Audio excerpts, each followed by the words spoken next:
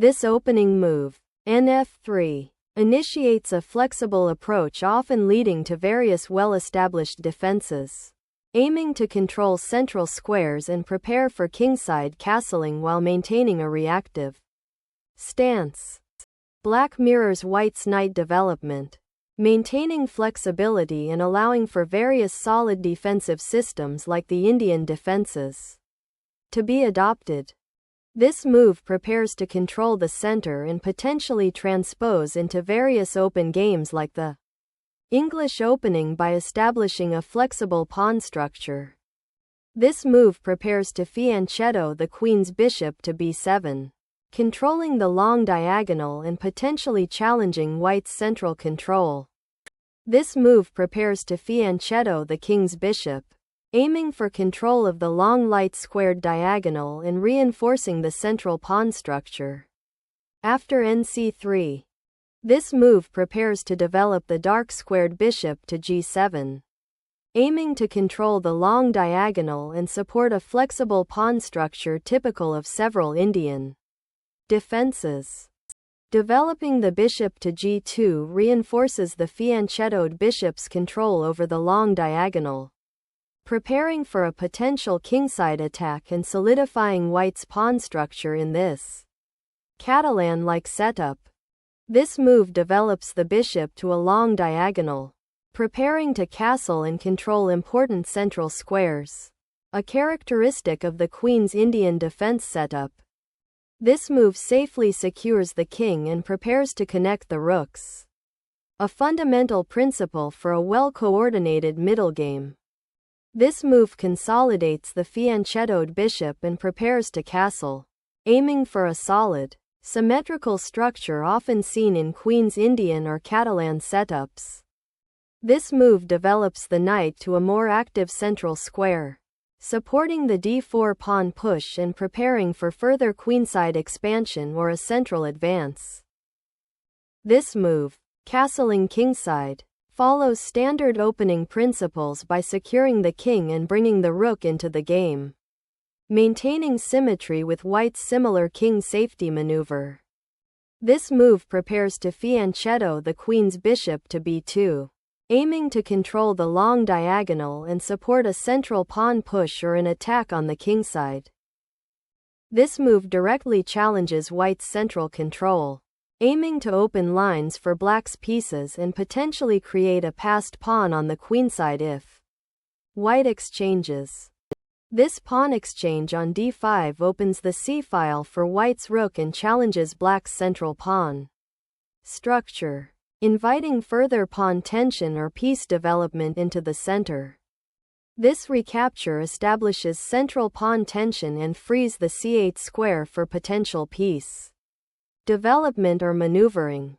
This move develops the bishop to an active diagonal, preparing to pressure black's central pawn structure and potentially support a queenside expansion. Later in the game, this move aggressively challenges white's central control by creating a pawn lever, aiming to open lines for black's pieces and potentially gain a central pawn majority.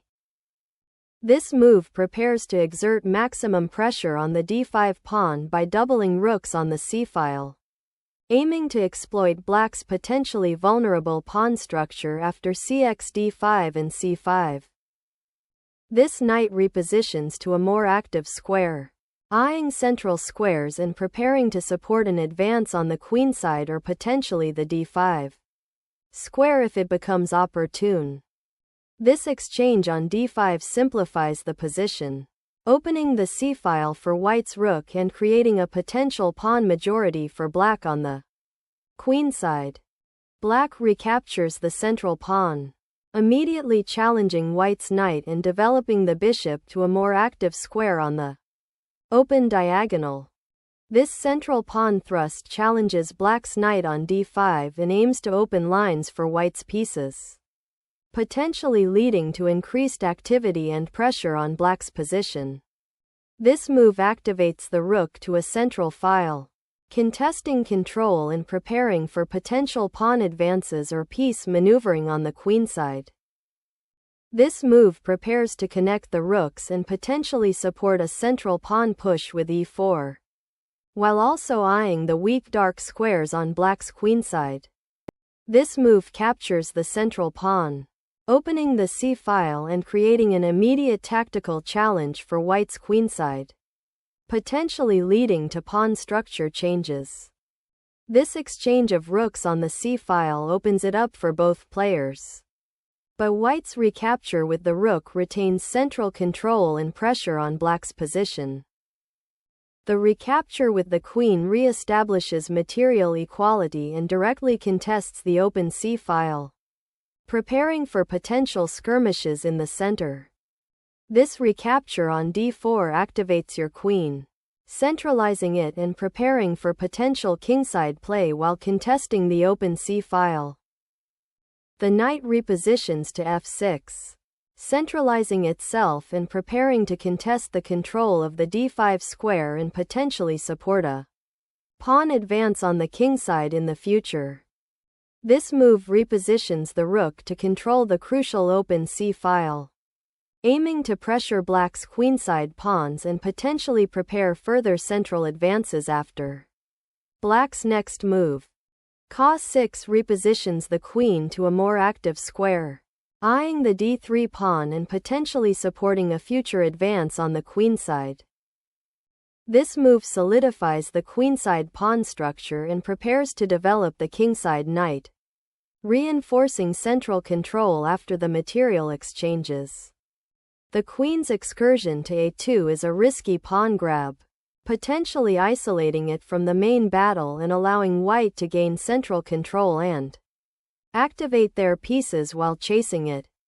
This knight redeploys to a more flexible square, preparing to contest the d4 square and support a potential kingside pawn advance or bolster the center if black seeks to challenge white's central pawn majority. Black develops the bishop to an active diagonal, aiming to exchange it for white's well-placed knight and potentially create pressure along the queenside. This move repositions the queen to a more active square, preparing to defend the bishop on a2 while simultaneously eyeing black's pawn on g7. This move repositions the bishop to a more active diagonal, aiming to challenge white's control of the e4 square and potentially support a kingside pawn advance or defensive maneuver. This move repositions the queen from the active but potentially vulnerable a2 square back to a more central, protective, and flexible position, preparing to contest the d-file and support pawn advances. The bishop retreats to a3, aiming to disrupt white's coordination by targeting the rook on c1 and preparing to exchange itself for a more active piece, potentially weakening white's queenside control. This exchange simplifies the position by trading off white's strong bishop, aiming to ease black's defensive burden and potentially exploit the semi-open c-file with the rooks. The capture of the pawn on a3, while seemingly gaining material, exposes white's queen to further threats and sacrifices tactical advantage for questionable material gain. This move on the 7th rank targets white's vulnerable queenside pawns and begins to exert pressure along the open c-file, potentially forcing concessions from black. This move removes white's attacking bishop, but it also clears the g2 square for white's rook to potentially enter the game via the g-file, which could become dangerous if white manages to open it. This move recaptures the bishop, but the white king is now exposed on g2, creating a potential target for black's remaining pieces and shifting the game's focus to king safety. This move 23, h6 is a prophylactic measure to prevent the white king from accessing the g5 square, which could be a target for future attacks or create defensive weaknesses for black's king. This move repositions the knight to a more active square, aiming to control the d6 pawn and potentially support a future advance on the kingside. This move is a desperate attempt to regain material after white established a strong outpost with the knight on c4. But it neglects the immediate threat to black's king and the weakening of the light squares around it. This capture on a7 aims to exploit white's material advantage, leveraging the open a file and black's exposed king to create immediate threats and potentially force further concessions or tactical exchanges. Black's qc2 aims to exchange queens to simplify the position, but it overlooks white's threat on the a file and allows white to consolidate after the exchange. This knight maneuver aggressively aims to exploit the exposed black king and potentially create mating threats on the kingside, while also eyeing the weak f7 square. This knight move repositions the piece to a more active central square, eyeing potential breakthroughs and supporting a kingside advance while preparing to defend the vulnerable a pawn. This knight repositions to the central square d3, eyeing potential advances to e5 or f4 and reinforcing the king's defense while offering a safe haven from the advanced black pawn on a3. This move aims to disrupt white's coordination and potentially win material by attacking the knight on c4 and the rook on a7 simultaneously. This move repositions the knight, preparing to potentially capture the advanced black pawn on a3 or to provide support for further central advances if the opportunity arises. This pawn push aims to activate the queen's side, potentially creating a passed pawn and challenging white's pieces, but it weakens the queenside pawn structure. This move begins a typical pawn lever strategy to gain queenside space and potentially activate the rook, aiming to disrupt black's queenside pawn majority and create attacking chances. This move aims to reposition the knight to a more active square, potentially preparing to harass white's queen or reinforce defensive lines. This move aims to reposition the knight to a more active square, potentially attacking the b-pawn or preparing to contest the open c-file.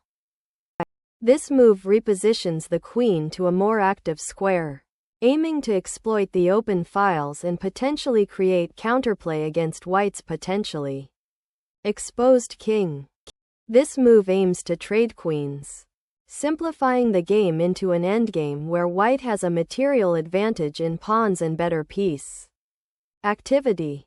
The knight repositions to d2, a strategic retreat to potentially defend the weak f3 pawn and prepare for a coordinated defense or counterplay, while avoiding the immediate threat of a fork on the c4 square.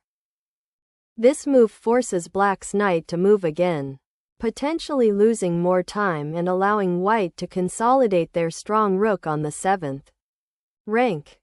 This move is a strong tactical intermediate move that forces the white king into a potentially vulnerable position while simultaneously repositioning the black queen to a more active square. The king steps out of the direct check, repositioning to a safer square while keeping open lines for potential counterplay or defense. This move forces the white king to move, maintaining the initiative and creating tactical possibilities for black's pieces. This move is a necessary repositioning of the king to escape the perpetual check threat after black's knight check. This aggressive pawn push aims to disrupt white's king safety and create attacking opportunities on the king side, though it does weaken black's own pawn structure. This pawn break opens the h-file, creating immediate attacking chances against black's king and forcing black to consider defensive measures rather than continuing their knight maneuvering. This pawn capture on g5 opens the h-file and prepares for active king counterplay, aiming to disrupt white's potentially exposed monarch.